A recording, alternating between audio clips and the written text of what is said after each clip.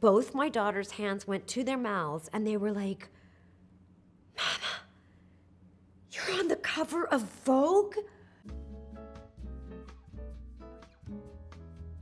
Hi Vogue, this is Sarah Jessica Parker, and this is a fraction of my life in looks. Every single thing on me is from a vintage store, with the exception of whatever's in my hair, and apologies for that. I did it that day.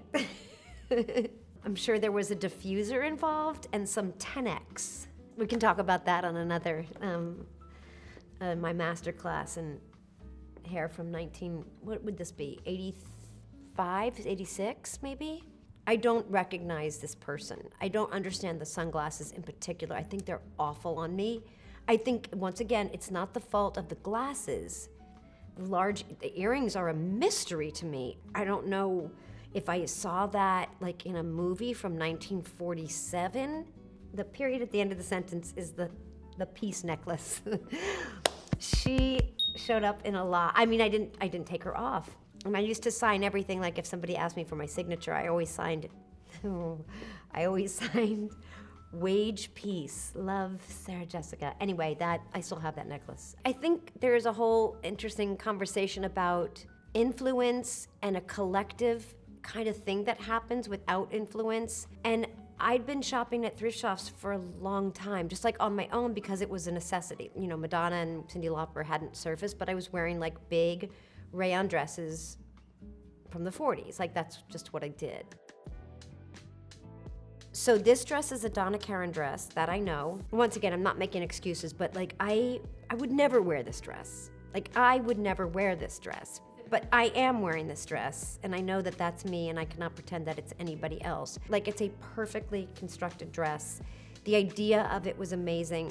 It is Carrie in that moment, but even that I don't think is entirely Carrie. I think there's another dress that is as kind of body conscious as this one, but feels more so Carrie. This dress is sort of like its own, to me it's like its own universe, and it kind of like moves around. Like it's just very interesting to me. And the shoes are probably Manolo is my guess, typically. Yes, I'm familiar with this outfit. What can I tell you? What do you want to know? Because it's not me really, this is Carrie. A lot of people claim they have the tutu. I think Pat has one, Michael Patrick has one. We just used one. So my guess is that sequence required a splash, that there were probably 4, 5, or 6. These were Jimmy Choo shoes, I'm pretty confident. This was a tank top, you know, a nothing tank top. We didn't do a lot of takes. We rehearsed it, we timed it, as you do, you know, you kind of get all the pieces together without, you know, adding the liquid. You know, like that's kind of how you do it, and then you go for it. And I think we got it done probably in 1 or 2 takes. When you're doing a scene where you're getting splashed or you're falling into, say, a lake in Central Park, you have to find something that has multiples. So, but it can't just simply be multiples. It has to be artistically, sartorially, like it has to fit a lot of criteria. So my guess is that Pat and I, as we always did, talked about a bunch of choices. And at the end of the day, this is where we landed. Tank top, tutu, and heels. So there were a lot of these, which explains why people all claim to have. I don't think I have. Do I have a tutu? I do. So I have it. Should have just cut to the chase. Where is it? Who's got it? I've got it. Turn the page. You bored yet? All the flower pins are in my possession. They went to, and just like that, they went back into Carrie's closet. There are pins, there are non-pins, there are flowers on, you know, a bobby pin, and I have some of my own, and I still have a little drawer in my own closet that's just sentimental. I wear them sometimes, or I stick them in my hair. I'll stick them on a bun. I'm very happy with that. Mr. De La Renta made this for me. I love this dress, and yes, I wouldn't wear feathers today. My favorite memory is himself, always so invested and always cared and always took care of details, but also just like always smelled good, looked good, knew how to kind of be in a salon, very old-fashioned ideas about a client and a customer. And this was Laura Mercier makeup. These were Fred Leighton earrings, which were such a big deal for me to borrow. But what I remember so much about this night was that after the awards were over, when we came back and people were gathered and eating, and Laura Mercier said to me, 24-hour guarantee before I left. She was always like, 24-hour guarantee. And I was like, she's right. It was hours and hours and hours and hours later, and my makeup was still like, I love this. I think I've seen criticism of it. Enjoy, have fun. This was like a SAG Award event, I think. This was Prada. You get to borrow something you like, you think it speaks to you at a moment, in a place, in a time, for an event, and you wear it, and maybe some people think you don't look amazing, and that's certainly their right. I think the difference is that we all walk out the door every single day. Most of us try to make a choice that makes us feel good or like ourselves or appropriate for where we're going or who we're gonna be with. We don't walk up to each other and say things like, oh, awful. So what's so funny to me about this is like how much chatter it provokes, because I'm like, but it's just a thing. It's just an outfit that happened because that person liked it. So what's the point of the criticism? We're all just kind of like making an attempt every day to offer ourselves up to another person. I can tell you everything that I can know about this outfit. Okay, that is not a real Hermes bag, just so you know. Pat like had a person. And she was like, do you want one? I can get you one. And no, I don't really, I don't need one. But this isn't real. The dress is real. The dress is real and it's juicy couture. Super pregnant, did our very best to look how big that bag is. I mean, that bag had one job to do and did it very poorly. Maybe if it was a real Hermes bag, it would have done a better job. Colors I typically wouldn't wear, very bold. I didn't really get to dress that much as myself when I was pregnant because I was working so much of the time when I was pregnant, but when I was, in my own life pregnant, I mostly wore overalls. This cover, I don't even think I'm fit to comment on it. It's a cover of Vogue. Stephen Meisel. Well, we were, post September 11th, so we were all different. I had a child.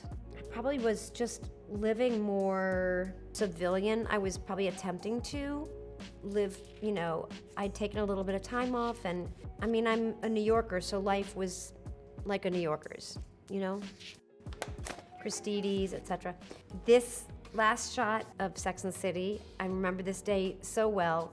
I brought that scarf from home, Pat loved it. That shoe we wore a lot in a bunch of silhouettes. That's a Manolo red, sort of like more, almost like it's barely red. It's like vermilion / going into like tomato. Carrie was a much more courageous dresser than I am, much more fevered relationship with fashion, much more indulgent. I kind of am much more of an observer most of the time, and then occasionally I get to dip in and like participate. Like I wouldn't have been so brave, like I wouldn't have shown so much, but that's not a judgment, it's just different. I just want to say that this day, I didn't read this last scene until I was on my way to the set because I did not want to know how the show ended. And only when I read the last page did I see John called. And that was the first time the name was revealed to me, like, I'm gonna say 6 minutes before they called action. This is Annie Leibovitz for sure, and I'll tell you why I know. Annie always likes hair that way. I'm much more inclined to simply fit into what has been in her brain because she does so much prep. She really goes into a space ahead of time. She's there for 2 or 3 days. She has such specific ideas about pillows and fabric and lights and stacks and layers and dimension. Like we feel it is our job to figure out where we fit into like the tableau. And I say that with respect and admiration and a huge amount of personal pride that I have had so many experiences with her. And I work as hard now as I did the first time. Like I won't stop trying. I almost can't talk about it. I loved this so much. It's been made clear to me that not everybody felt the same way about this dress, which maybe makes me feel even more affection for it. The bird, I'm not gonna repeat the bird story. I think everybody knows the bird story, but The conversation was this bird.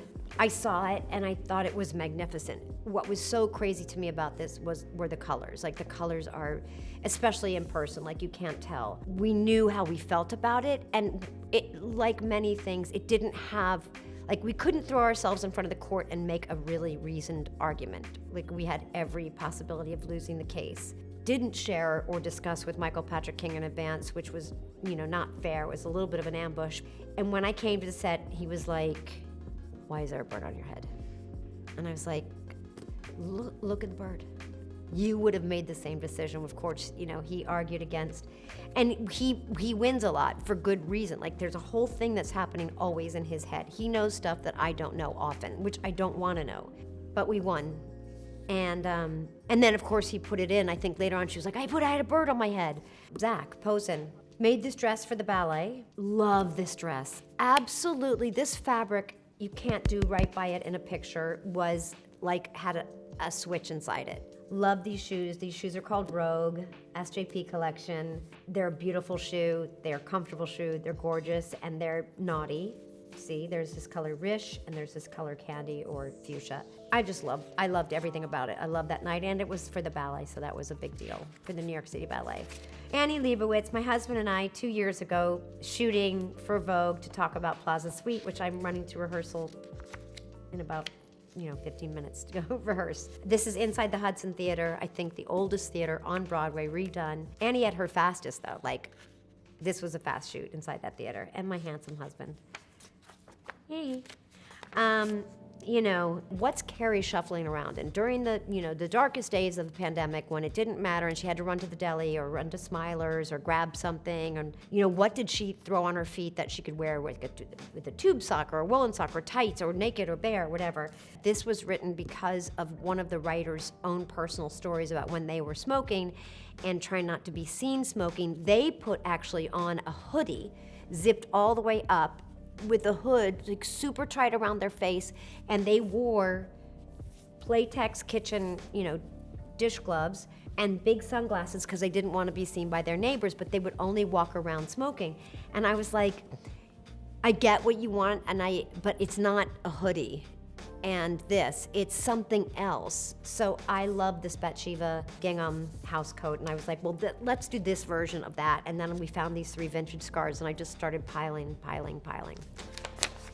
Oh, this is like yesterday. Fernando and Laura for Oscar de la Renta. And this dress has such an interesting, quick story because this pink wasn't there initially. There was other tulle, and as we had these couple of fittings, this evolved into this. All the embroidery, the sequins were all done out of the country. It was a big deal, and he did it so fast, and I just think it's a perfect dress. Absolutely perfect. I loved it. This is me going to work downtown. These are all my own clothes from my closet. This is an old dress that I found at a thrift shop. It's kind of basically like a dirndl, and I love it because I can wear anything underneath it. This is an old shirt that I got from a thrift shop that I love, but I cut off the collar because it's too high for me. This is a purchase of mine. This is Ulla Johnson, and I love this coat so freaking much. These are socks that I've had for a really long time that Gucci gave me years ago, but I just keep wearing them. This is our shoe, our SJP collection shoe that's file or grosgrain, the entire body is, and it's called Lady. And she's a classic, she's an evergreen. I like wearing whatever I like, and I tend to not worry too much about if it matches. And the mask is not okay. I love this cover, and I can't tell you why specifically, except I'll just say one thing about it, which I think is so interesting, is that when Sergio and Anna sent it over early, like a couple days before, what we thought was going to be its proper release, I showed it to my daughters, which I never do anything like that. Magazines aren't as much a part of their life as might have been when I was their age. I was like, girls, I have to show you something, and I pulled it out. And both my daughters' hands went to their mouths, and they were like, Mama, you're on the cover of Vogue? I didn't know that they were aware of Vogue magazine, but they live in New York, they walk to school every day, they see all the kiosks, they're in the world, like of course they know. Like, we don't sit around and talk about that. So that was very touching to me. I was so tickled by how it was so innocent and unknowing and not ruined. Then my daughter Tabitha says, which this blew my mind. She said, Mama, there's no writing on that magazine. Usually it's so busy. I had not said a word. I was like, I thought that was so interesting that she recognized, which to me was the thing that was so extraordinary about this cover, was it's like not concerned. It's all ego in the best possible way to me, meaning like everybody on the editorial side was like, yeah, we don't have to put anything else here. This is not about me. This is about their own ability to create image and know what to do on a cover of a magazine, which I don't know what to do, but it's striking in its absolute bareness. Like that's what I think is one of the amazing things. And the photographer was amazing that day, and it was just an amazing shoot, shoved in the middle of a crazy schedule, and I feel super, super lucky. Looks a lot different than I used to. Each piece. I'm sure I did like a thing too, right? All sorts of new and old in here.